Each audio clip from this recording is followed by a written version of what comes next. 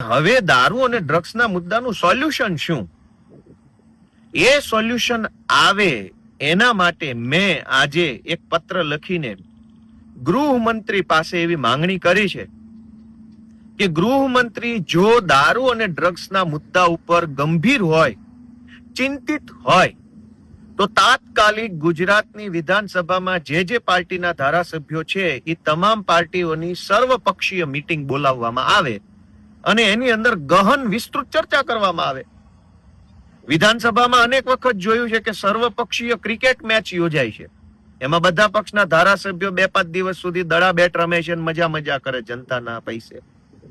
વિધાનસભાની અંદર સર્વપક્ષીય સાંસ્કૃતિક તહેવારો પણ ઉજવાય છે. વિધાનસભાની અંદર સર્વપક્ષી ભોજન સમારંભ પણ થાય છે.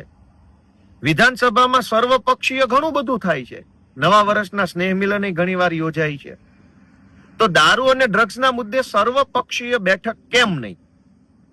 તો મેં પત્ર લખ્યો છે, આજે ઈમેલ કર્યો છે અને માંગણી કરી છે કે રાજકીય ટીકા ટિપ્પણી તો ઠીક છે, કરતા આવ્યા છે બધા જ પાર્ટીના નેતાઓને, ભવિષ્યમાં કરતા રહેશે, પણ જો ગુજરાતના ગૃહમંત્રી સુધી ડ્રગ્સ અને દારૂના હપ્તા ન પહોંચતા હોય, જો એને હપ્તામાં રસ ન હોય, ખરેખર દારૂ અને ડ્રગ્સના દૂષણ ઉપર પ્રતિબંધ આવવો જોઈએ, ખરેખર આ બધું બંધ થવું જોઈએ, એવી જો ચિંતા અને ગંભીરતા ગૃહમંત્રીમાં હોય તો તાત્કાલિક સર્વપક્ષીય બેઠક ગૃહમંત્રીની અધ્યક્ષતામાં બોલાવવામાં આવે.